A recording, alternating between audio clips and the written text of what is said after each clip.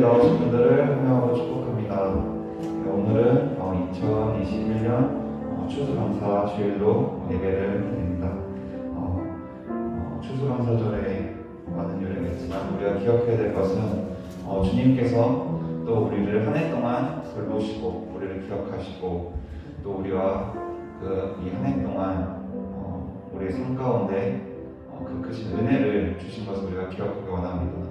물론 우리의 삶 가운데에서 주님을 잘 보지 못하고 또 내 생각대로 살았던 적도 있지만 그 가운데 역시 주님께서 이 시간 우리와 함께 하시는 것처럼 올 한 해도 우리와 함께 하고 계시다는 것을 더 기억하는 이 주일 예배가 되었으면 좋겠습니다.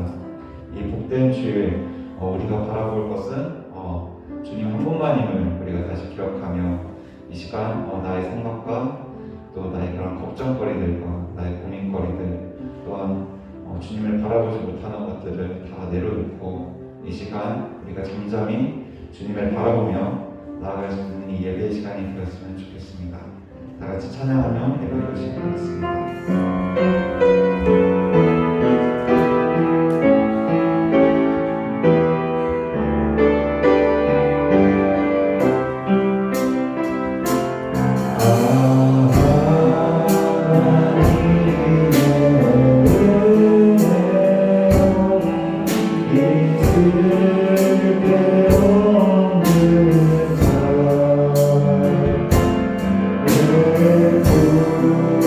내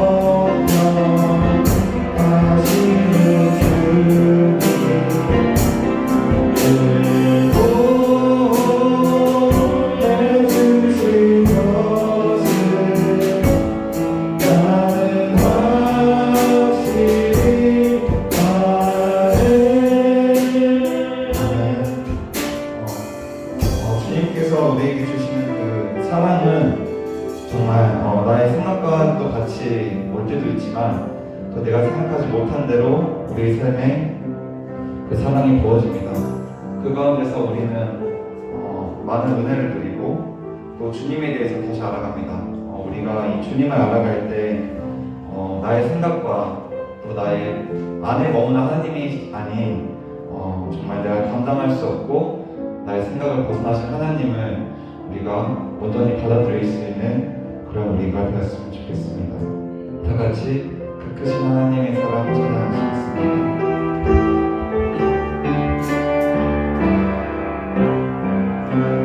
크신 하나님의 사랑 말보다 더 영원하네. 저녁도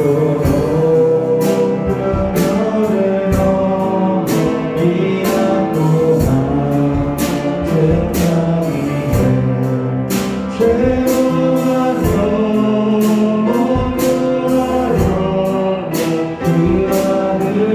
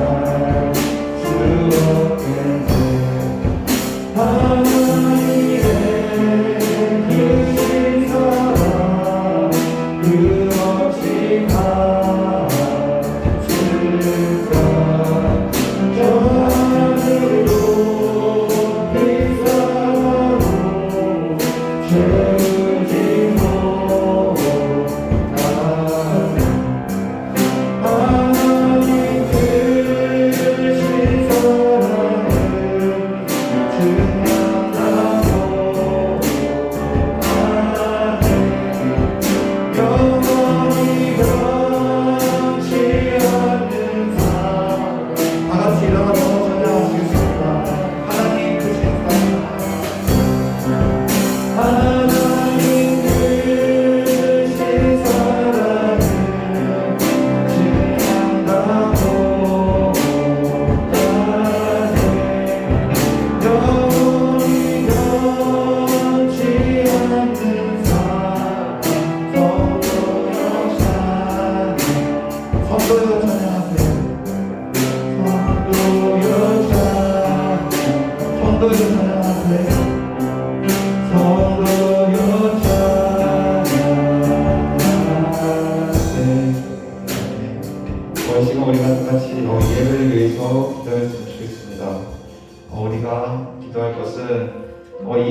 통해서 우리가 한 사람이지만 우리가 주님 앞에 한 자녀로, 또한 주님 앞에 한 백성으로, 또한 주님 앞에 한 성도로서 이 자리에 나올 수 있는 그 주님의 사랑과 그 크신 은혜를 더욱 더하기 원합니다. 우리가 이 시간 주님의 말씀을 내 마음으로 받기를 원하며 내 마음 안에 거하신 하나님을 또한 인격적으로 만나는 이 시간이 될 수 있도록 다 같이 이 시간 기도했으면 좋겠습니다. 기도하시겠습니다.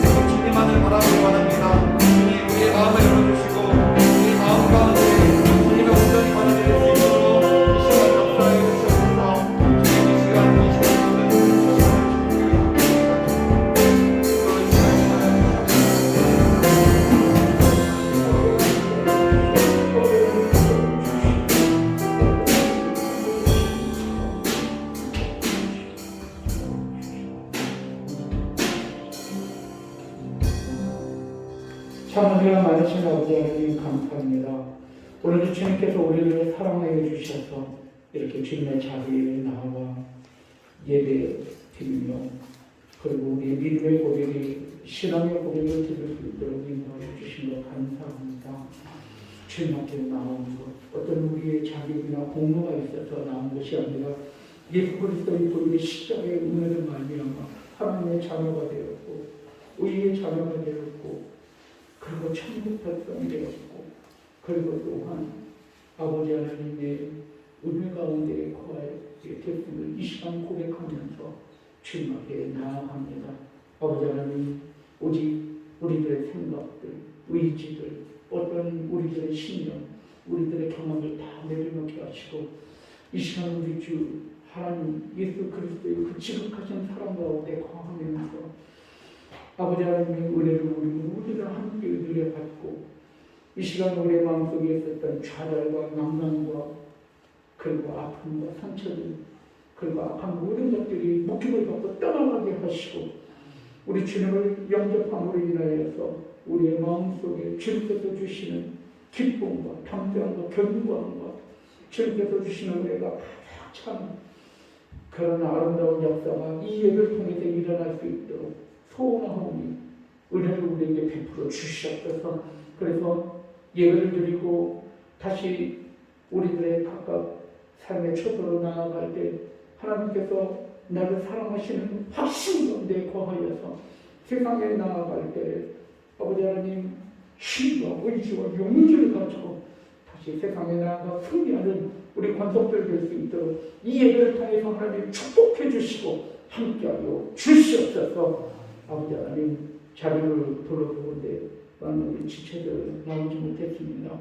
아버지 하나님 죽어가는 영혼들 방황하는 영혼들을 바라보면서 가슴 아프게 하시고 절절하게 하시고 안타까워할 수 있는 마음을 우리에게 허락하여 주셔서 죽어가는 영혼들을 구원하기 부족한 게 있도록 인도하여 주시옵소서.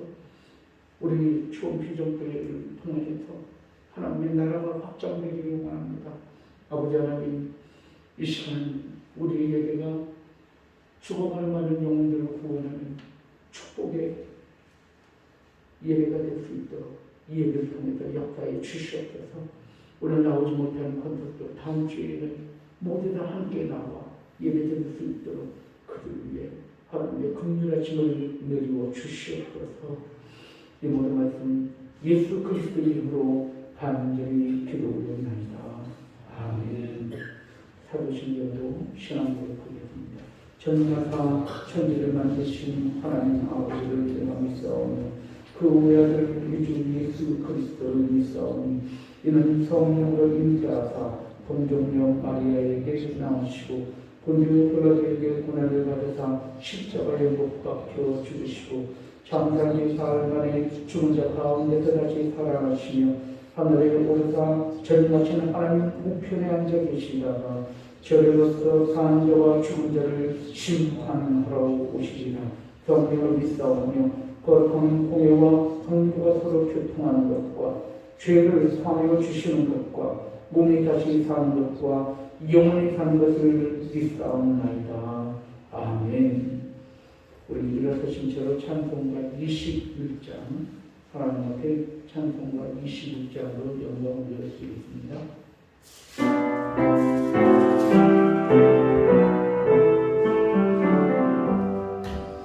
다 찬양하여라 전능왕 창조의 주께 내 오로 주 찬양 영광과 구원의 주님 성도들아 주 앞에 이제 가와 즐겁게 찬양하여라 다 찬양하여라 놀라운 만유의 주께 오늘은 내게 늘 품어주시는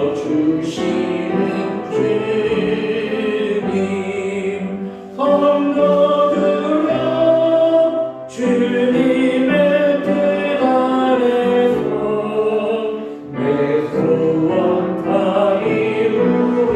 이루리라 다 찬양하여라 온몸과 마음을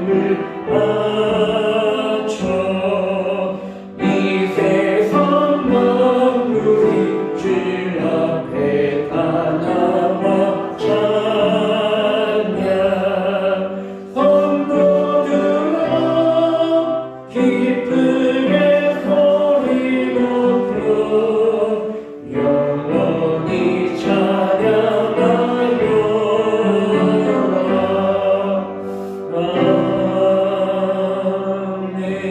아멘. 모두 제자리에 앉으시겠습니다. 오늘 우리는 함께 중국 기도하는 시간 가지고 원합니다. 이 시간 중국 기도할 때 먼저 나와 민족을 위하여 기도하기를 원합니다. 나와 민족을 위하여 기도할 때 먼저 이 땅 가운데 모든 위정자들을 위해서 기도하기를 원합니다. 하나님께서 이 나라 모든 위정자들에게 정직한 마음을 허락하여 주셔서 정말 백성들을, 정말 국민들을, 소외된 자들과 연약한 자들을 위해서 정치력이 부족함이 없도록 하나님 함께하여 주시옵소서. 이 나라의 정치가 이제는 우리의 사업장과 우리의 가정까지 깊은 영향을 미치는 그런 사회적인 구조가 됐는데 하나님 우리가 이 시간 기도할 때 이 나라의 정치가 하나님 뜻 안에서 공의를 행하며 바르게 이루어질 수 있도록 하나님 함께하여 주시옵소서. 기도해야 할 줄로 믿습니다. 북녘 땅을 위해서 기도하기를 원합니다. 아직도 저 북녘 땅에 오늘 이 시간에 예배를 드리고 있는 지하 교회 성도들이 있다면 그를 위로하여 주시옵소서. 우리는 이렇게 예배를 드릴 수 있지만 그들은 예배조차도 드릴 수 없는 그들을 바라보면서 우리의 마음속에 불붙는 마음이 있게 하시고 그들을 긍휼히 여기고 불쌍히 여기는 마음이 우리 가운데 있게 하여 주시옵소서. 이 시간 우리가 기도할 때 북이스라엘과 남유다가 하나가 되어서 하나님 앞에 영광을 드리는 것처럼 이 나라가 이 민족이 빨리 통일이 되어서 하나님의 우리가 영광을 드러내게 하여 주시옵소서. 저 북녘 땅을 취하시고 열어주시옵소서. 우리가 함께 기도하기를 원합니다. 두 번째 우리가 기도할 때 이 나라 가운데 있는 모든 교회들을 위해서 기도하기를 원합니다. 얼마나 많은 교회가 아파하는지, 얼마나 많은 목회자와 얼마나 많은 성도들이 방황하며 그리고 좌절과 낭망 가운데 있는지 모릅니다. 아버지 하나님 교회가 회복되게 하시고 교회의 권위와 주권이 다시 세워지게 하여 주셔서 이 나라 이 민족 이 세상을 비추는 빛과 소금의 역할을 감당하는 교회가 되게 하시고 죽어가는 많은 영혼들 구원하는 방주의 역할을 감당할 수 있도록 함께하여 주시옵소서.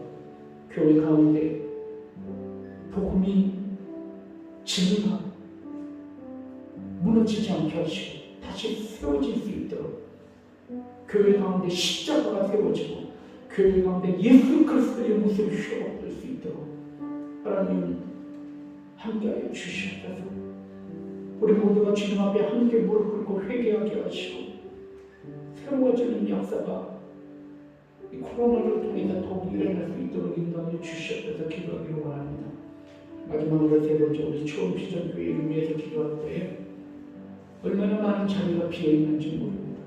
있어야 할 곳에 성도들이 이렇게 비어있는 것을 바라보면서 얼마나 마음이 아픈지 모릅니다. 하나님, 주님께서 오늘도 역사하시는 줄로 믿습니다. 우리 처음 비전교회 붙들어 주셔서 이 처음 비전교회 예배를 통하여서 이 땅 가운데 빛을 비추게 하시고 그리고 우리 교회 모든 성도들을 통하여서 이 땅이 축복의 땅으로 변하는 놀라운 은혜의 역사가 우리 교회를 통해서 이루어질 수 있도록 인도하여 주시옵소서. 우리 교회 성도님들을 한 분 한 분 지켜주시고 함께하여 주시옵소서. 주여 외치고 함께 중보기도 하겠습니다. 주여 은혜를 전하는 이 시간을 지켜옵니다.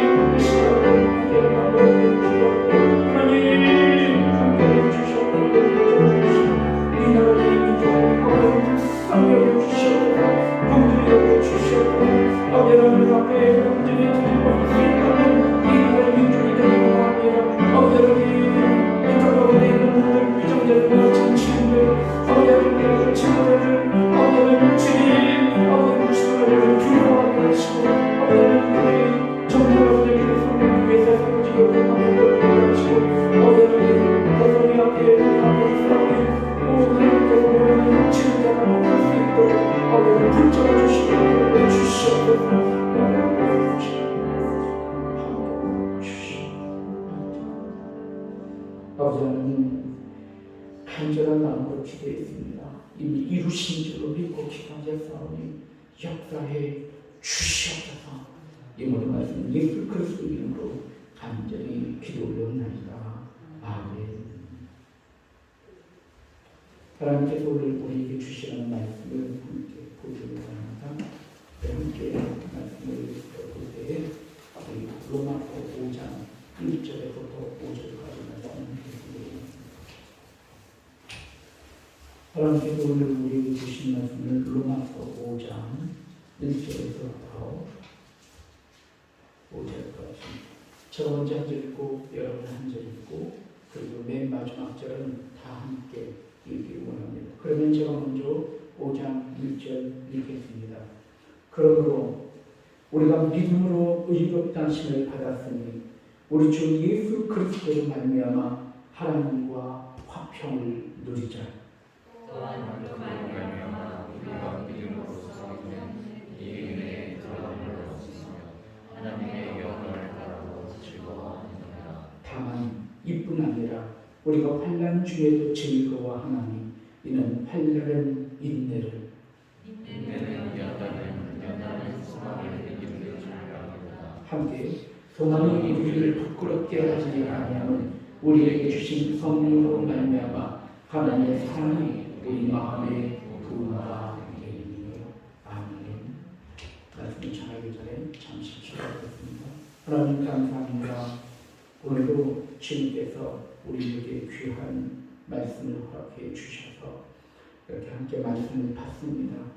이 말씀이 좋은 밭에 뿌려진 씨앗과 같이 잘 뿌려져서 우리의 마음에 숲이 되게 하시고 우리 마음에 하나님의 정원이 되게 하시고 우리의 마음에 나무이 되게 하여 주셔서 말씀으로 승리하며 말씀 가운데 하나님께서 주시는 풍성한 삶을 누릴 수 있도록 하나님 이 말씀의 시간 가운데 역사에 주시옵소서. 아버지 하나님 오늘도 우리에게 어린 자녀들을 허락해 주신 것 감사합니다. 정말 귀한 영혼들을 우리에게 허락하여 주셨사오니 우리 교사 선생님들이 어린 자녀들을 가르치고 또 양육할 때 하나님 역사에 주셔서 이 자녀들이 나라와 민족과 교회를 이끌어가는 지도자로 세워질 수 있도록 하나님 함께하여 주시옵소서. 이 모든 말씀 예수 그리스도 이름으로 간절히 기도 올려옵나이다. 아멘. 우리 학생들은 교사 선생님 따라 나가서 그 밖으로 또 상상해 주시니까 감사합니다. 승리하고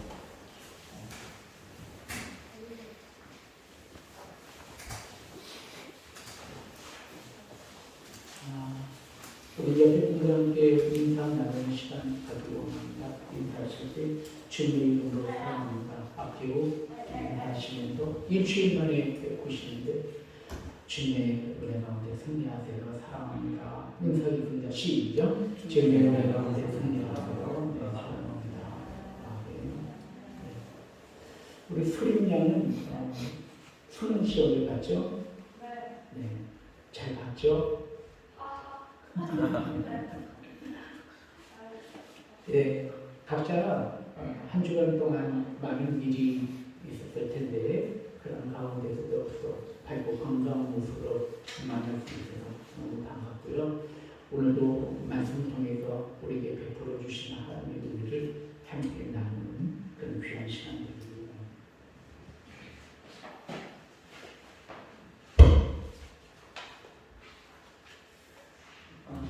저는 오늘 여러분들과 함께 말씀을 나눌 때 오늘은 믿음과 감사라고 하는 그런 주제를 가지고 여러분들과 함께 말씀을 나누려고 합니다.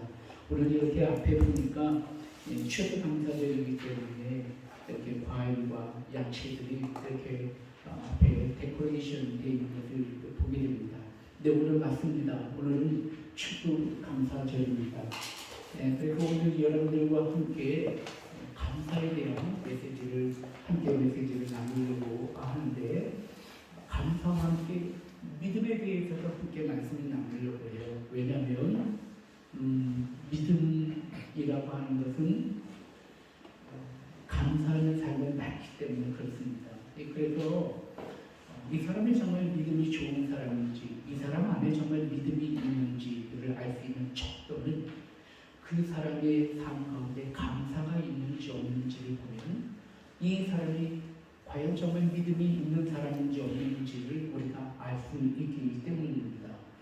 우리는 굉장히 수식이라든지 아니면 수치에 굉장히 민감하잖아요. 현대인들이 그런 거에 굉장히 민감한 세대 가운데 살아가는데 우리는 때로는 나의 믿음이 어떤 것인지 나는 정말 믿음이 어떤 상태에 있는지 점검하기를 원하잖아요. 그래서 오늘 나의 믿음의 척도 그리고 나의 믿음의 정도를 감사하는 삶이라고 하는 척도를 가지고 다시 한번 체크해보고 그리고 만약에 우리의 삶 가운데 감사하는 삶에 빠졌다면 감사를 회복하고 그리고 우리의 삶 가운데 믿음이 부족하다면 다시 한번 주님께서 허락하여 주시는 믿음 가운데 나아감으로 인하여서 여러분의 삶이 정말 풍성하고 아름다운 삶이 되기를 바랍니다.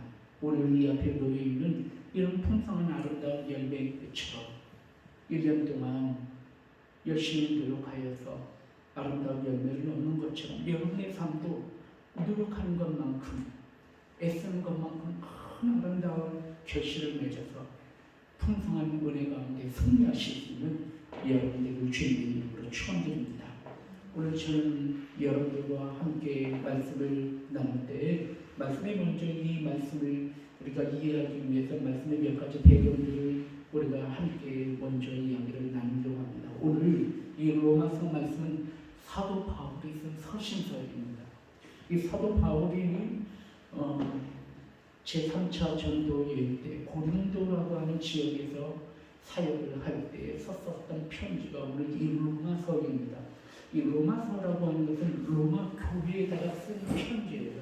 그래서 저는 이 로마서가 갖는 의미가 무엇인지를 사도 바울의 생애를 통해서 먼저 여러분들과 함께 이야기를 나누고 계속해서 말씀을 나누기로 합니다. 사도 바울이 누구신지 여러분 다 아시죠? 원래 사도 바울의 이름은 사울이었습니다. 이 사울이라고 하는 사람이 하나님을 만나고 그의 이름을 개명하게 되는데 그의 이름이 바울로 바뀐 것입니다. 사울이라고 하는 사람의 그 말 뜻은 가장 큰 자라고 하는 뜻이 그것이 사울이에요. 그런데 예수 그리스도를 만나고 난 다음에 사울은 자기 이름을 바울로 바꾸게 됩니다. 바울이라고 하는 뜻은 가장 작은 자라고 하는 뜻입니다. 그가 예수 그리스도를 만남으로 인하여서 그가 가장 큰 자라고 여겼던 자가 가장 작은 자로 변화되는 역사가 그 가운데 있게 되는 것입니다. 저는 여러분들과 함께 말씀을 통해 먼저 이 바울의 생애가 어땠는지를 좀 말씀을 나누기를 원합니다. 바울은 AD 33년경에 예수 그리스도를 만났습니다. AD 33년경에 이 바울은 나이가 약 23살 정도 되었어요. AD 10년경에 이 사도 바울이 태어났으니까 33년이면 약 그의 나이 한 20살 정도 그 정도 됐을 거예요. 23살 정도 됐는데 그가 나이 가장 왕성하게 혈기왕성할 때 그런 바리새파 사람이었어요. 이 바리새파라고 하는 것은 율법으로 돌아가자라고 하는 그런 어떤 경건부흥 운동이 그 이스라엘 땅을 온전히 휘덮고 있었을 때였어요. 철저한 원리주의자, 말씀을 지켜야 한다는 것이 이 말씀을 지키는 것 중에 하나가 무엇이었냐면 오직 유일신 사상이에요. 오직 하나님만이 하나님이시라는 거예요. 그런데 예수 그리스도를 믿는 그리스도인들은 예수라고 하는 신이 하나 더 있는 거예요. 도대체 용납할 수 없는 것입니다. 유대인으로서는 그 용납이 되지가 않는 거예요. 오직 하나님만이 신이시고 오직 하나님만이 하나님이신데 예수 그리스도를 하나님으로 섬긴다고? 이건 용납될 수가 없는 거예요. 이 사도 바울의 열정으로서는 사도 바울의 신앙적인 열정으로는 용납할 수가 없는 것입니다. 그리고 한 가지 용납할 수 없는 것이 있었습니다. 그것은 뭐냐? 사람이 부활했다는 사실입니다. 너희들이 믿는 예수 그리스도는 내가 사람인 줄 아는데 그 사람이 부활했다고? 믿을 수 없다는 것입니다. 이런 헛명령한 것을 가르치는 종교는 이런 이단은 이 땅에서 완전히 제거되어야 된다고 하는 열정을 가졌다는 사람, 그 신앙인이 바로 사울이었습니다. 이 사울은 그날도 대제사장에게 들어가서 공문을 하나 받아옵니다. 그 공문은 다메섹에 있는 모든 그리스도인들을 핍박하여서 그 그들을 잡아서 옥에다 가둠으로 인하여서 그들을 처형하고자 하는, 그래도 된다라고 하는 공문서를 이 대제사장으로부터 받아서 이제 다메섹을 향해서 군대를 일으켜서 다메섹으로 가고 있었던 중이었습니다. AD 33년경이었습니다. 하나님께서 예수 그리스도의 모습으로, 또 예수 그리스도께서 부활하신 몸으로 사도 사울을 만나주셨습니다. 강한 광채와 함께, 빛과 함께 사울 가운데 거해 주셨습니다. 사울의 모습입니다. 당신이 누구이십니까? 강한 빛과 함께 예수 그리스도께서 그에게 다가와 말씀하십니다. 나는 네가 핍박하는 예수다. 이 사울은 깨졌어요. 왜 깨졌냐면 그가 가지고 있던 이데올로기, 그가 가지고 있었던 지식, 그가 가지고 있었던 경험, 그가 가지고 있던 신념, 그가 가지고 있던 모든 체계가 온전히 한순간에 무너지는 사건입니다. 할 말이 없는 거예요. 부활하신 예수를 만나버렸기 때문에. 자기는 지금까지 모두 다 허무맹 당한 것이라고 생각을 했어요. 하지만 부활하신 예수 그리스도를 만나고 난 다음에 그가 지금까지 얼마나 잘못된 삶을 살았는지, 얼마나 무고한 많은 사람들을 죽였는지, 얼마나 많은 무고한 사람들을 핍박했는지 회개하게 되었어요. 그리고 그는 다메섹으로 들어가 그리스도인들을 핍박하기 위해 들어갔었던 그가 멀었던 아나니아라고 하는 선지자를 통해서 눈을 뜨게 되고, 그리고 그는 다메섹에서 그리스도를 핍박하던 핍박자에서 이제 그리스도를 증거하는 증거자로 변하게 된 것입니다. 그 사건이 바로 AD 33년에 이루어진 사건입니다. AD 33년이 이런 사건이 있고 난 다음에 AD 43년이라고 하는 시간까지 긴 10년이라는 기간 동안 이 사도 바울은 하나님께서 자기 자신을 만나 주셨다고 하는 그 은혜에 감격하여서 그 열정으로 복음을 증거했습니다. 나름대로 열심히 복음을 증거했지만 자기의 한계를 뛰어넘지 못했어요. 왜냐하면 그는 핍박자였습니다. 얼마나 많은 사람을 죽게 했는지 몰라요. 얼마나 큰 죄인 중에 죄인이고 괴수 중에 괴수, 그리스도를 핍박했었던 사람이 자기였어요. 그렇기 때문에 그 한계를 뛰어넘지 못했어요. 예루살렘으로 들어가 12제자들이 있었잖아요. 12제자들과 함께 교제를 나누기를 원했지만 그게 제대로 이루어지지 않았어요. 이러면 누가 알아줍니까? 그를 믿어줄 수 있는, 신뢰할 수 있는 근거가 없는 거예요. 그래서 그는 자기의 고향 땅인 다소라고 하는 지방으로 낙향하여 내려가 있었어요. 그에게는 좌절이 있었어요. 아마 많은 실망을 했었을 거예요. 분명히 나는 부활하신 예수 그리스도를 만났는데 라고 하는 그런 생각이 있었지만 자기 자신의 삶을 따라오는 이력, 그러한 어떤 꼬리표가 붙어있는 거예요. 마치 주운 글씨처럼 나는 전에 그리스도를 핍박하던 핍박자였다고 하는 꼬리표, 그렇게 계속 붙어있었던 것입니다. 그걸 극복하지 못했었던 것 같아요. 바로 그때였습니다. 안디옥에서 목회를 하고 있었던 바나바라고 하는 목회자가 있었어요.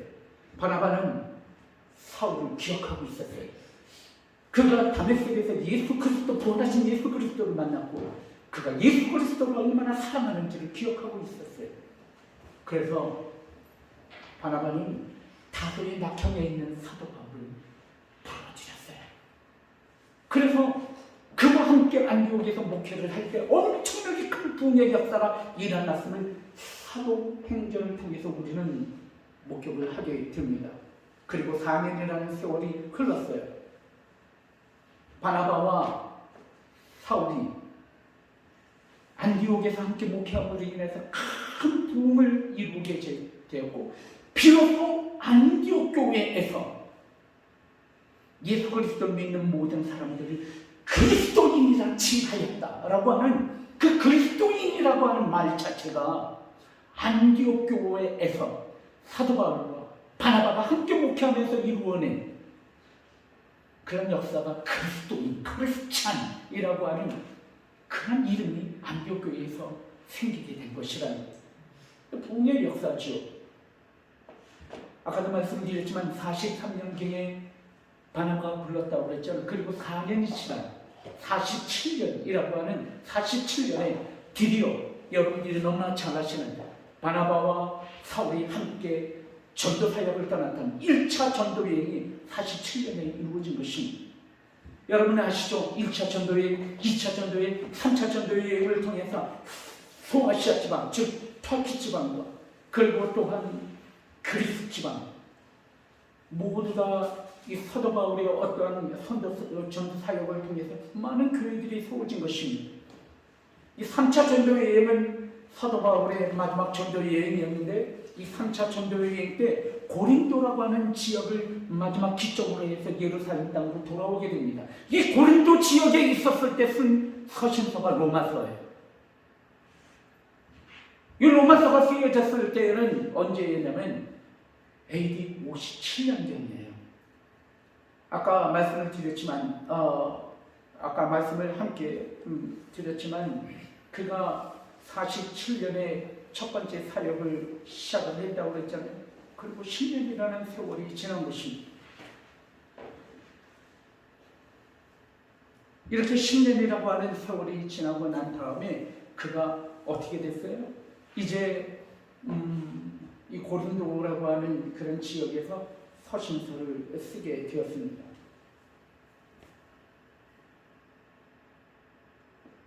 이 서신서를 썼었을 때 이 사도 바울은 목적이 있었어요. 첫 번째 목적은 이 로마서를 썼었던 첫 번째 목적은 이 사도 바울의 목적지는 로마 교회가 아니었던 거예요. 그때 땅끝은 서바나라고 하는 지역. 서바나는 지금의 스페인이에요. 그 당시에 유럽의 맨 끝은 스페인이었어요. 그래서 바울은 로마 교회에다가 뭐라고 편지를 하냐면 내가 이제 예루살렘으로 들어갔다가 나는 로마로 가기를 원합니다. 왜냐하면 내가 로마로 갔다가 그 로마 땅을 기착 지점으로 하여서 난 서바나로 가기를 원하는 것입니다. 내가 만약에 이제 예루살렘으로 갔다가 로마 땅으로 들어가게 되면 나를 좀 도와주세요. 나는 그리스도로부터 부름을 받아 땅 끝까지 복음을 전하는 그 직분을 받은 사람입니다. 사명을 받은 사람인데 나는 서바나라 땅으로 가기를 원합니다. 로마 교인들이여 나를 좀 도와주세요.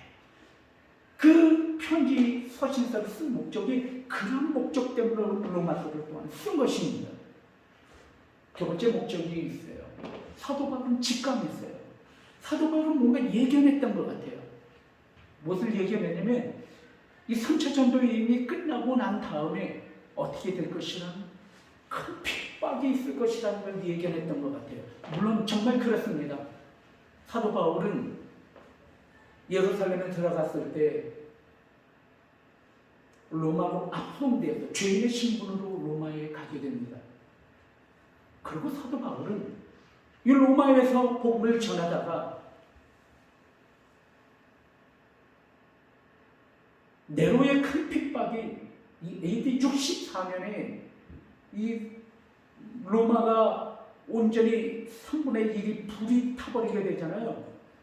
네로의 계획은 무엇이었냐면 불을 지르고 다시 재건하는 거예요. 꼴보기 싫은 로마의 시를 불태우고 다시 재건하겠다고 하는 계획 때문에 불을 질렀어요. 그런데 이것이 정치적인 이슈화가 됐어요. 네로가 아주 공경에 취하게 됐어요. 바로 그때 모든 타겟을 누구에게 돌리냐면 로마 교회 안에 있는 그리스도인에게 타겟을 돌리게 됩니다. 이 불을 누가 질렀다고요? 그리스도인이 질렀다고. 그래서 그때 엄청나게 큰 핍박이 이루어지게 됩니다. 그 핍박이 AD 64년경에 그 핍박이 이루어지게 됩니다. 큰 불이 일어나게 되죠. 그때 사도 바울은 붙잡히게 됩니다. 그리고 그 다음에 AD 65년에 사도 바울은 참수형이 당해서 순교를 하게 됩니다. 그게 사도 바울의 생애입니다.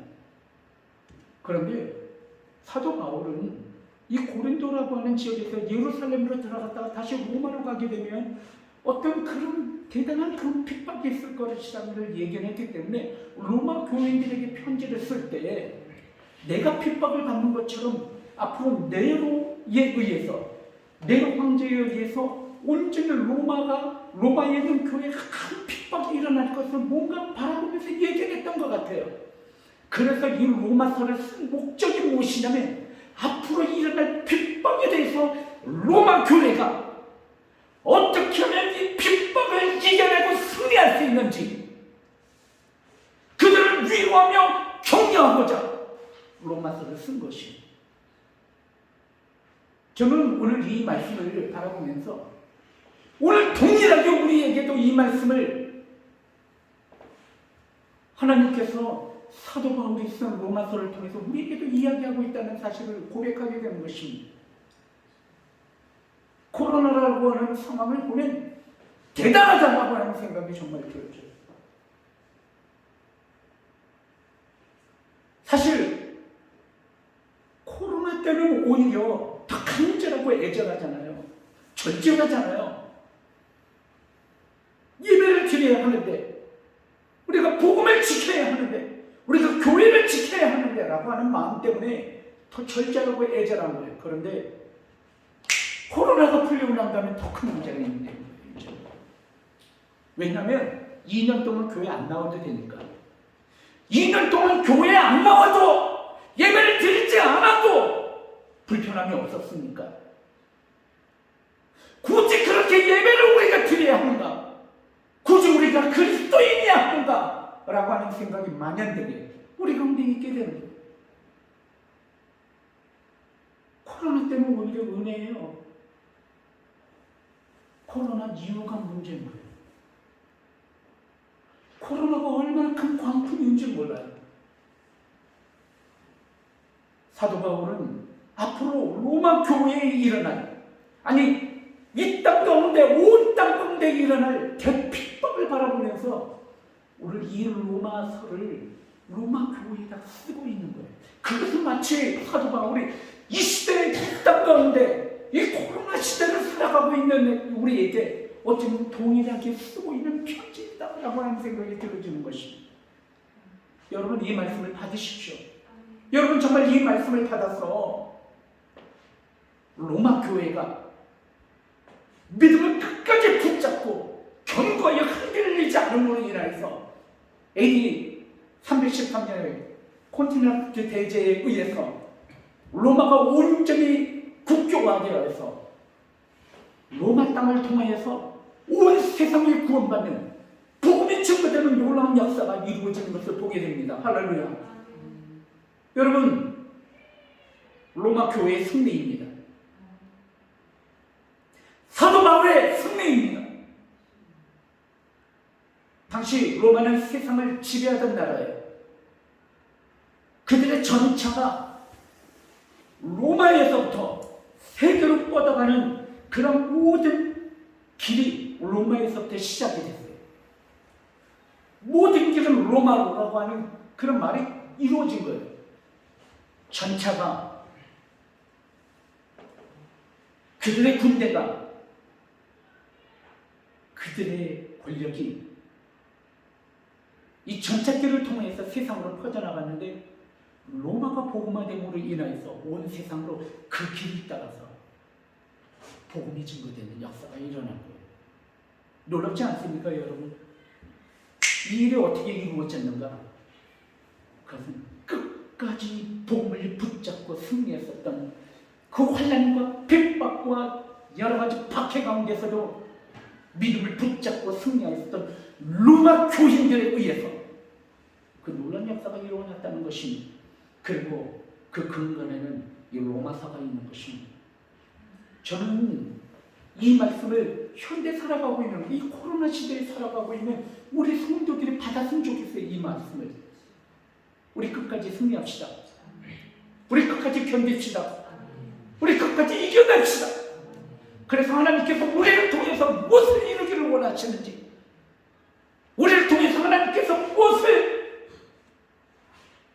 세우시기를 원하시는지 목도하며 바라보며 경험하실 수 있는 승리하는 여러분들에게 주님의 이름으로 축원드립니다. 사랑하는 성도 여러분, 오늘 이 말씀을 통해서 우리 오늘 말씀을 조금만 더 보기를 원해요. 왜냐하면 오늘 말씀 가운데 몇 가지 중요한 단어들이 있기 때문입니다. 우리 함께 말씀을 한번 볼까요? 자, 우리 다 같이 오늘 읽으신 말씀 로마서 5장 1절 말씀 한번 읽어보겠습니다. 시작. 그러므로 우리가 믿음으로 의롭다 하심을 받았으니 우리 주 예수 그리스도로 말미암아 하나님과 화평을 누리자. 오늘 이 말씀에 보면 믿음으로 의롭다함을 받았으니 화평을 누리자. 믿음으로 화평을 누리자. 그런 단어가 우리 가운데 있습니다. 2절을 또한 한번 읽어볼까요? 시작. 또한 그들로 말미암아 우리가 믿음으로 살리는 이 은혜에 들어감을 얻었으며 하나님의 영광을 바라고 즐거워하느니라. 오늘 2절의 말씀은 또 믿음으로 그 은혜에 들어간다. 믿음으로 은혜에 들어간다. 1절 말씀은 믿음으로 화평을 누리며 2절 말씀은 믿음으로 그 은혜에 들어간다 라고 하는 말씀을 좀 기억해 주셨으면 감사하겠습니다. 우리 3절, 4절, 5절 다시 한번 또 읽기로 원합니다. 3절, 4절, 5절 시작. 다만 이뿐 아니라 우리가 환난 중에도 즐거워하니 이는 환난은 인내를, 인내는 연단을, 연단은 소망을 이루는 줄 알미로다. 소망이 우리를 부끄럽게 하지 아니하면 우리에게 주신 성령으로 말미암아 하나님의 사랑이 우리 마음에 본바 되니. 여러분 이 3절, 4절, 5절 단어에 보면은 믿음, 소망, 사랑이라는 세 단어가 계속해서 반복적으로 나오고 있는 것을 보게 됩니다. 믿음으로 말미암아 우리가 소망을 이루고 믿음으로 말미암아 그의 사랑을 이룬다라고 하는 말씀이 오늘 읽은 말씀 3절, 4절, 5절 말씀에 나오는 것을 보게 됩니다. 오늘 저는 여러분과 이 말씀을 통해서 먼저 믿음에 대해서 이야기를 나누고 싶어요. 로마서 1장 17절 말씀을 보면 오직 의인은 믿음으로 말미암아 살리라라고 이야기하고 있어요. 오직 의인은 믿음으로 말미암아 구원을 받는다는 말씀을 여러분들과 함께 먼저 말씀 나누고 싶습니다. 믿음이란 무엇일까요? 믿음은 하나님께 맡겨드리는 거예요. 믿음이란 자기의 생각, 자기의 의지, 자기의 철학, 자기의 신념 같은 것들을 내려놓는 것이에요. 그리고 하나님 앞에 맡겨드리는 거예요. 그게 믿음이라고 이야기하고 있어요. 사도 바울은 그 믿음을 갖게 된 것이에요. 지금까지 자기가 생각했었던 모든 책임과 신념이 한순간에 무너지는 것을 그는 경험하고 나 자신을 내려놓게 돼요. 나 자신을 깨트리게 되는 것이에요. 나 자신을 모두 다 부인하게 되는 것이, 그리고 누구를 전적으로 맡기며 예수 그리스도 우리 주 하나님 앞에 자기 자신을 전적으로 맡기고 있는 것이, 이것이 믿음이다라고 이 로마서를 통해서 사도 바울의 생애를 통해서 우리에게 이야기하고 있다는 사실입니다. 두 번째 믿음이란 또한 무엇일까요? 믿음은 자기 자신을 내려놓는 것이며 믿음은 십자가의 구원을 인정하는 것이라는 사실. 전에도 한번 말씀을 드렸어요. 여러분, 믿음을 우리가 이야기할 때 믿음의 어떤 상태, 믿음의 어떤 능력, 여러분 이거 굉장히 중요하죠. 하지만 더 중요한 것이 있다는 거예요. 여러분 제가 들고 있는 이 안경이 있는데, 여러분 이 안경이 신이라고 합시다. 이 안경이 신이라고 가정합시다. 이 안경에는 특별한 능력이 있습니다. 이 안경을 쓰면은 안 보이던 것이 보이는 것이에요. 어떤 능력이 있어요. 어떤 효력이 있단 말이에요. 그래서 많은 사람들이 그때부터 이렇게 이야기를 합니다.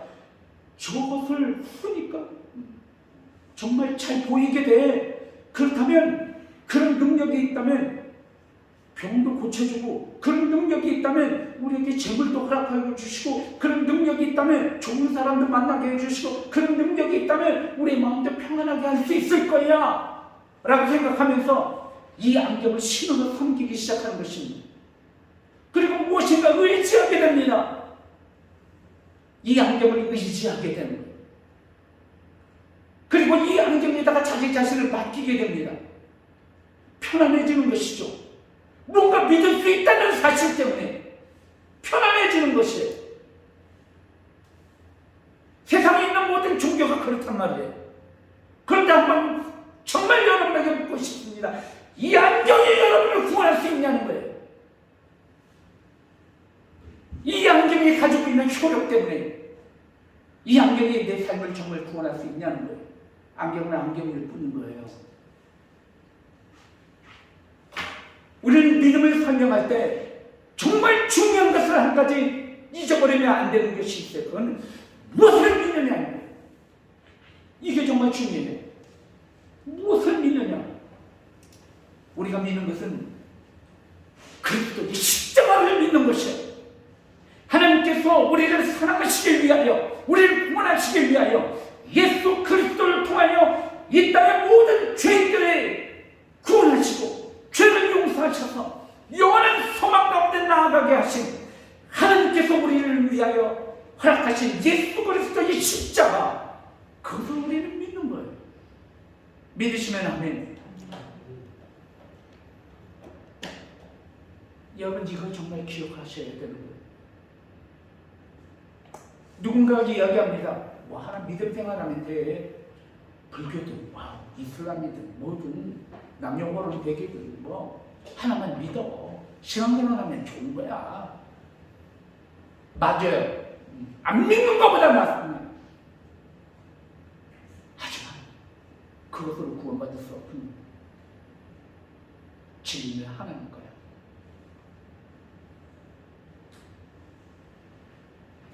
우리가 믿음을 이야기할 때 이런 부분에 대해서 우리가 생각을 해야 되는 거예요. 맡겨드린 믿음 맞습니다.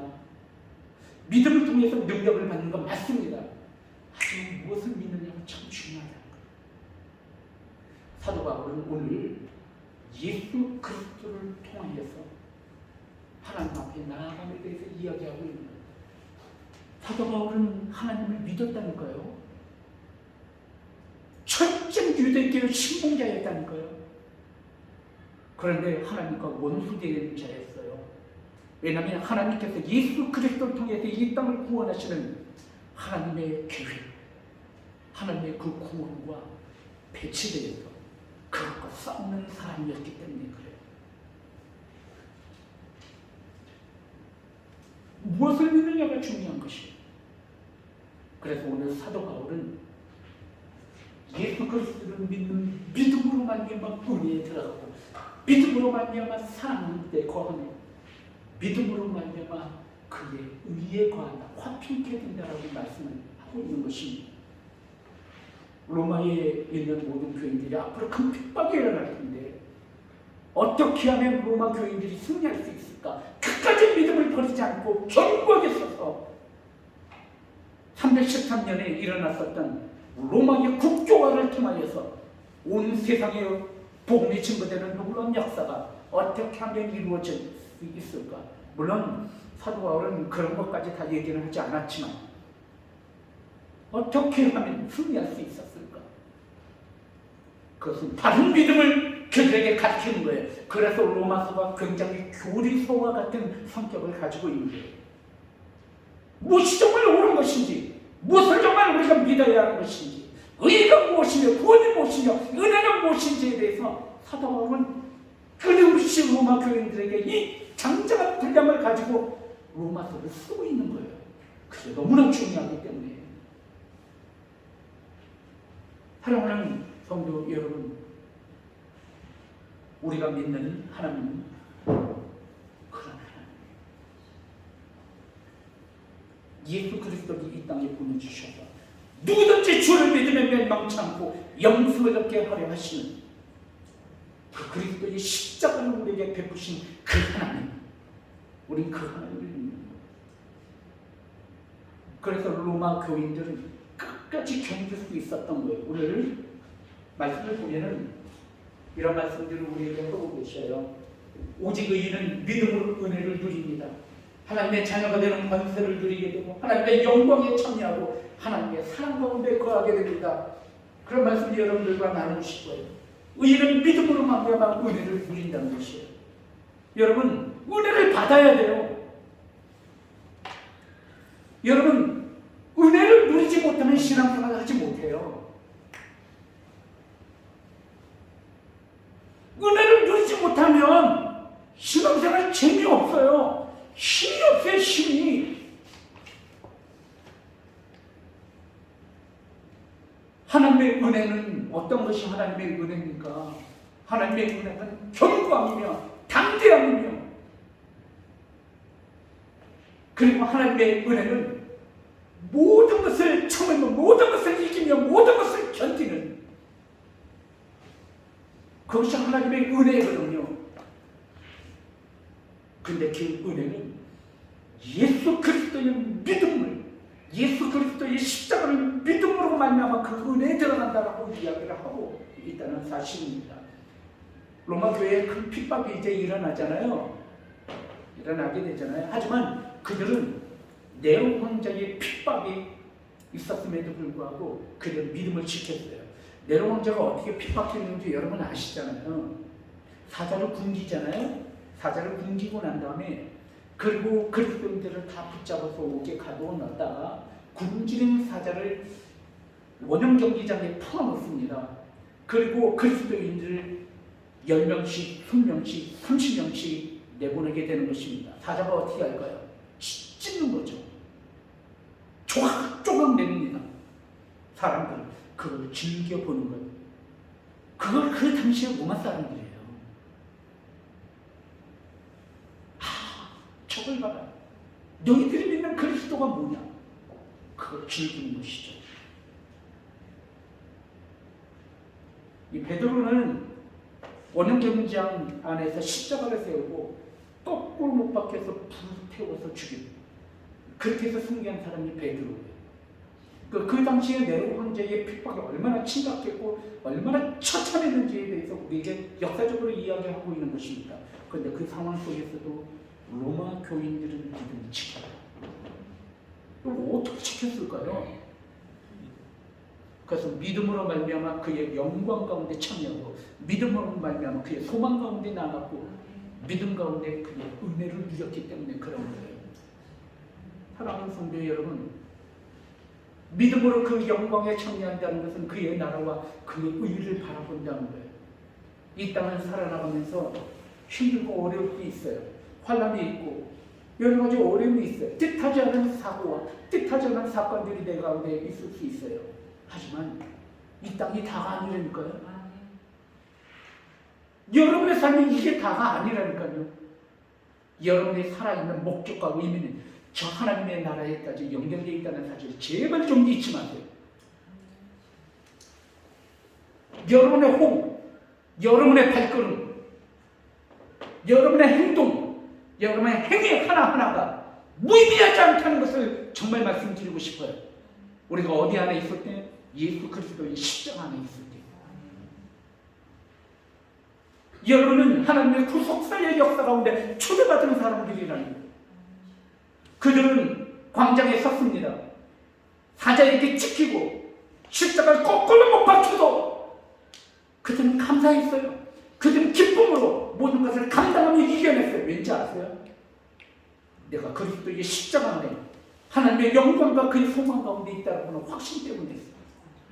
내가 비록 이렇게 고난을 받으나 나는 누구의 것이라고? 나는 하나님의 것이라고. 나는 어디에 속해 있는 사람이라고? 하나님 나라에 속한 자들이라고. 그것 때문에 모든 것을 참고 모든 것을 이기며 모든 것을 견딜 수 있었던 거예요. 사랑하는 성도 여러분, 오늘 말씀을 통해서 의인은 믿음으로 감사하는 삶을 산다는 말씀을 마지막으로 정리하면서 말씀을 마치고자 합니다. 여러분, 믿음은 상태가 아니에요. 오늘 이 말씀을 정말 드리고 싶어요. 여러분, 예배를 드리면서 눈물을 흘리는 지체가 있다고 합시다. 네, 맞습니다.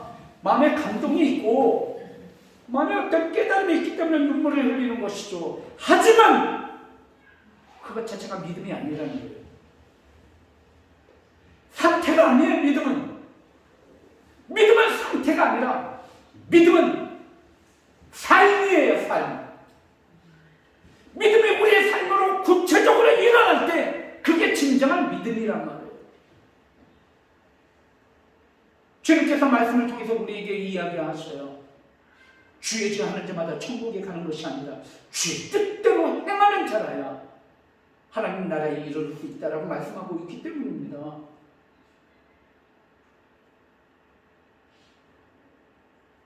결단했다면 삶으로 나타나야죠.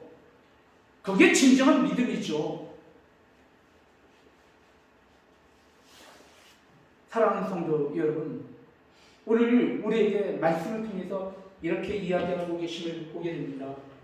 말씀을 보면 믿음은 십자가의 화평을 이루고 믿음은 십자가의 영광을 경험하는 것이고 믿음은 십자가의 사랑을 실천하는 것이라는 거예요.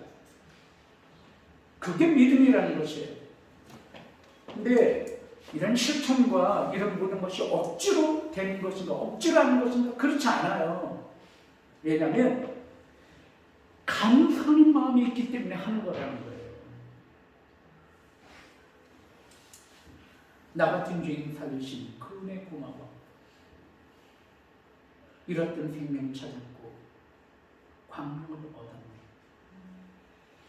저는 사도 바울과 같은 큰 경험과 큰 체험은 하지 않았지만 제 마음 가운데 나 같은 죄인을 붙잡아 주시고 세워주시고 오늘도 말씀을 증거하는 자로 이곳에 세워주신 그 주님을 저는 압니다. 그것 때문에 포기하지 아니하고 목회 감당하며 여러분들과 함께 있는 것입니다.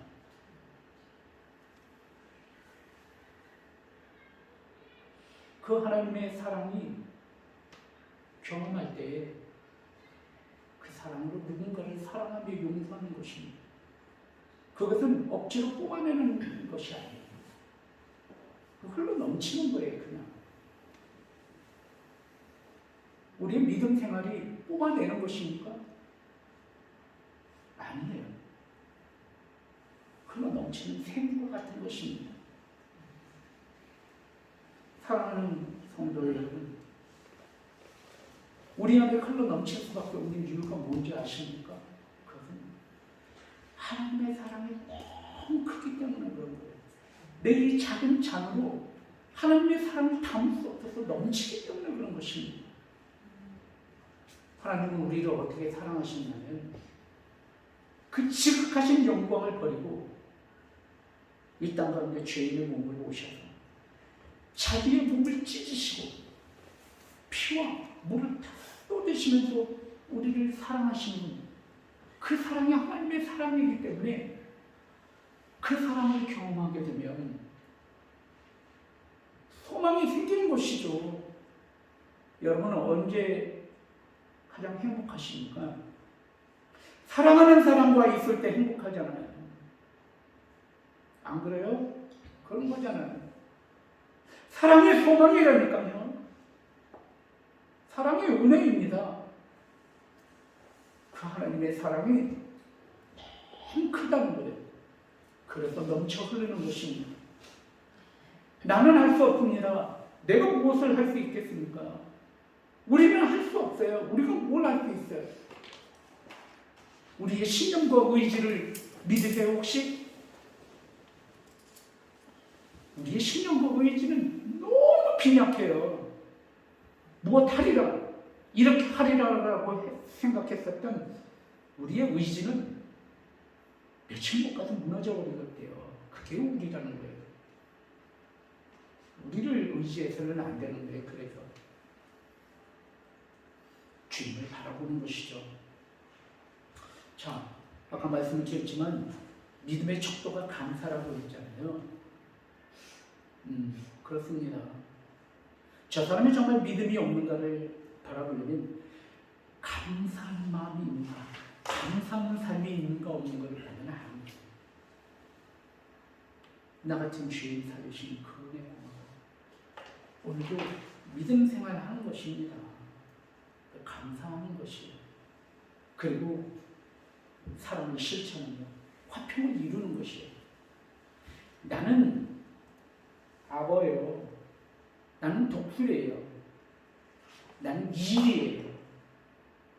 누가 나한테 해코자 하거나 누가 나한테 손해를 끼치거나 누가 나를 하려고 그러면 못 참죠. 그냥 달려들어서 싸워야 되고 그게 나오죠. 그런데 주님의 십자가의 사랑 때문에 용서하는 거잖아요.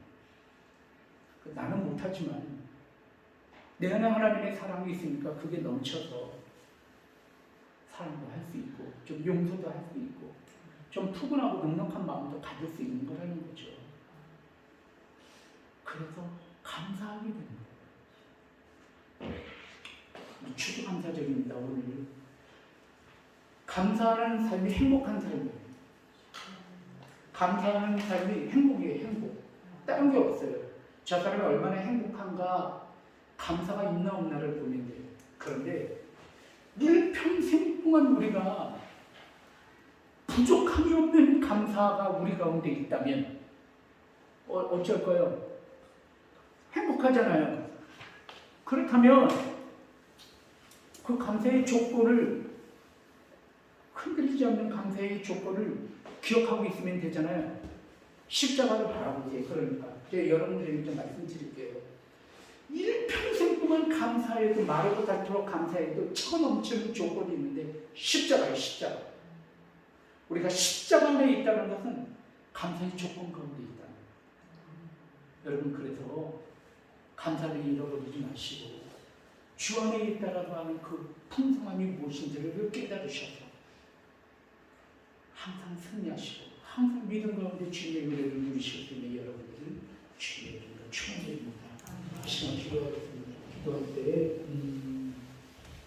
하나님 최고감사절로 아껴주시는데 내 삶 속에 그동안 감사의 조건들을 잊어버렸고 또 감사하는 마음을 잃어버리며 살았었던 나를 인도해 주시고 감사가 회복되게 하여 주시옵소서.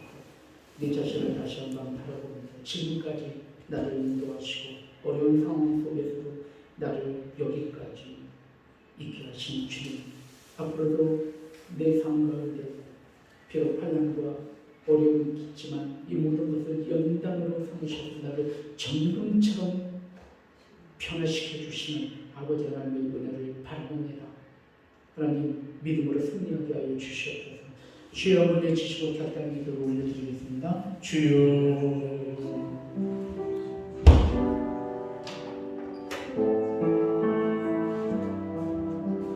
주님 함께 주시고 주님 부족합니다.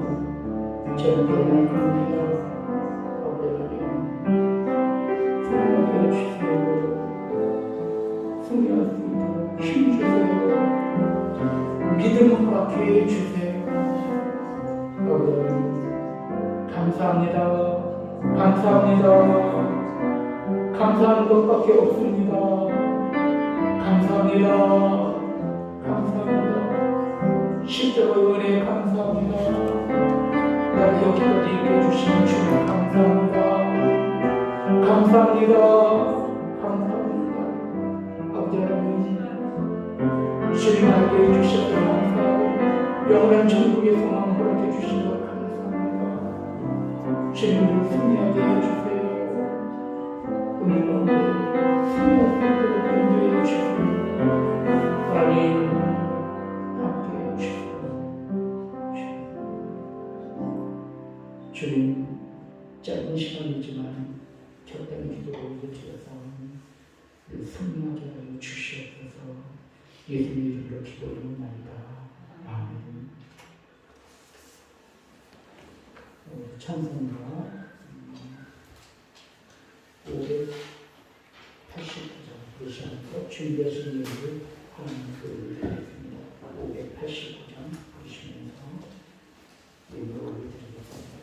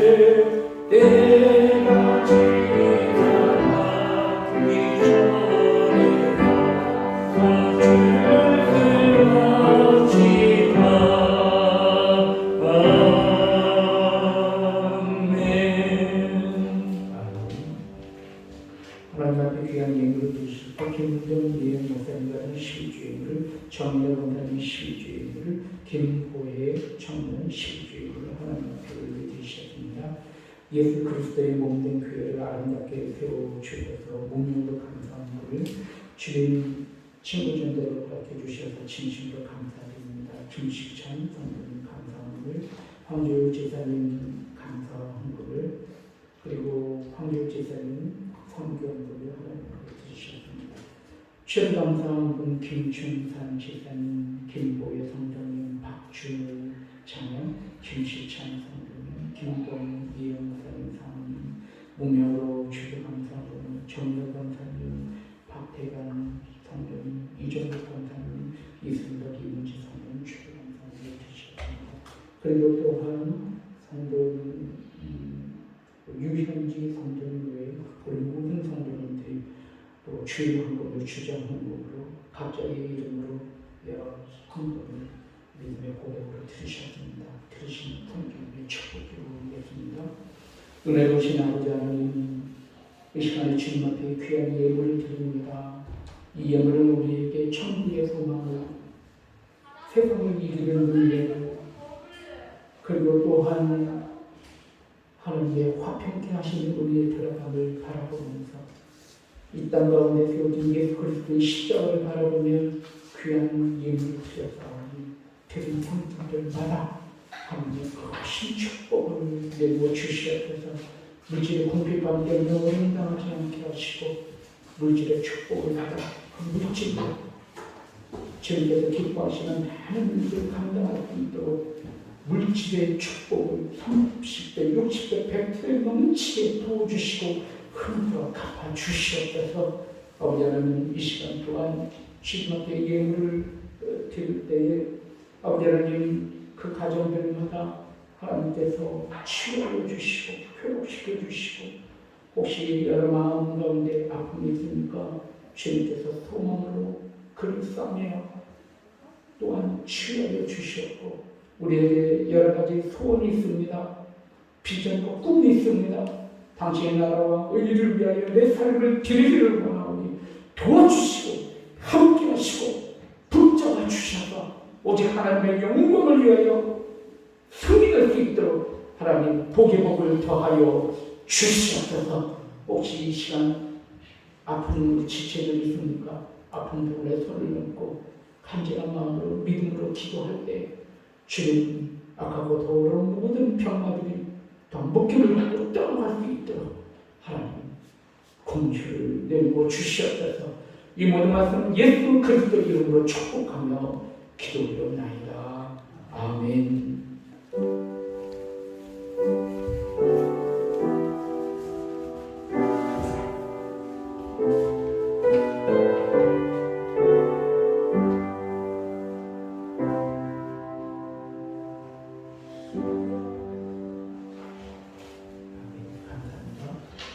광고 말씀 몇 가지 올려드리겠습니다. 다음 주는 매월 마지막 주는 그 청소의 달인데 다음 주에는 성탄절 장식을 준비하는 날로 삼겠습니다. 그래서 남자분들은 트리 전부 트리 좀 설치해 주시고 여자분들은 앞에 성전 트리 좀 해주시고 또 예배가 끝나면 좀 작업해 주시고 가주시면 감사하겠습니다. 나머지 광고를 참고해 주시고 그리고 여러분들에게 그 큐티 책을 나눠드리고 있잖아요. 12월 달까지 한 해 큐티가 끝나고 내년 1월 달부터 또 큐티가 시작이 되는데 큐티 책을 원래는 교회에서 다 여러분들에게 무료로 학생들은 다 나눠주고 있는데 어른들은 돈을 받고 있어요. 돈을 받는 이유는 한 권에 2,500원밖에 하지 않습니다. 여러분들에게 다 나눠줄 수 있지만 본인의 돈으로 샀을 때 더 애착이 있어요. 그래서 혹시 1년 동안 꾸준히 하지 못했다면 유전료를 걸어주셔서 그 큐티를 잘 해주시고 그리고 12월 달까지 책값은 은행되는 대로 마감을 잘 해주시고 그리고 다음 해부터 또 다시 새롭게 시작하겠습니다. 12월까지 마감해 주세요. 되는 대로 은혜대로 이렇게 책값을 지불해 주시고 내년 1월부터는 새로 또 시작하도록 하겠습니다. 그리고 큐티 방에 여러분 아직 초대 안 된 분들 초대하겠습니다. 그래서 큐티 방에 들어오시면 큐티하고 난 그 내용들이라든지 아니면 은혜를 나누고 있으니까 적극적으로 들어오셔서 큐티 함께 해주시면 감사하겠습니다. 우리 오늘 함께 이렇게 예배를 드리실 때 우리 김대훈 우리 선배님이 함께 예배 드리셔서 참 반갑고 좋습니다. 계속해서 시간을 잘 하시길 바랍니다. 우리 오셨으니 잘하였나이다. 우리 다시 한번 인사할까요? 박수로 환영을 드리면서 오셨으니 잘하였나이다.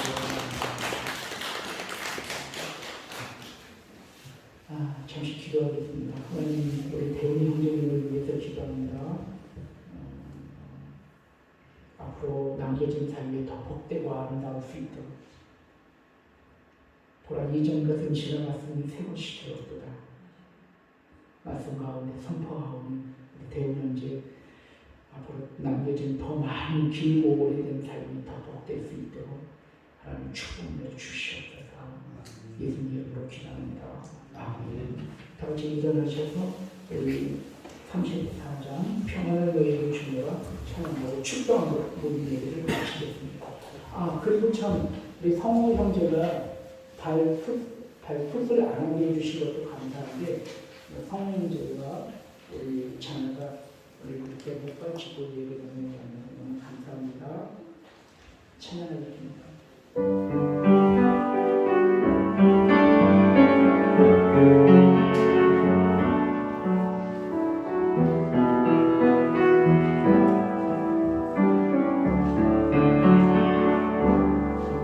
평안을 너에게 주노라 세상이 죽을 수가 없니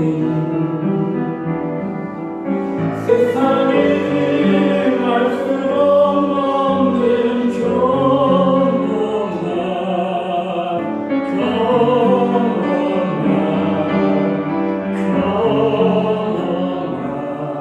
평안을 내게 우리 다 같이 두 손을 들고 사랑을 너에게 주노라. 사랑을 너에게 주노라 세상에 주고 세상이 죽으려니 세상에 말 수 없는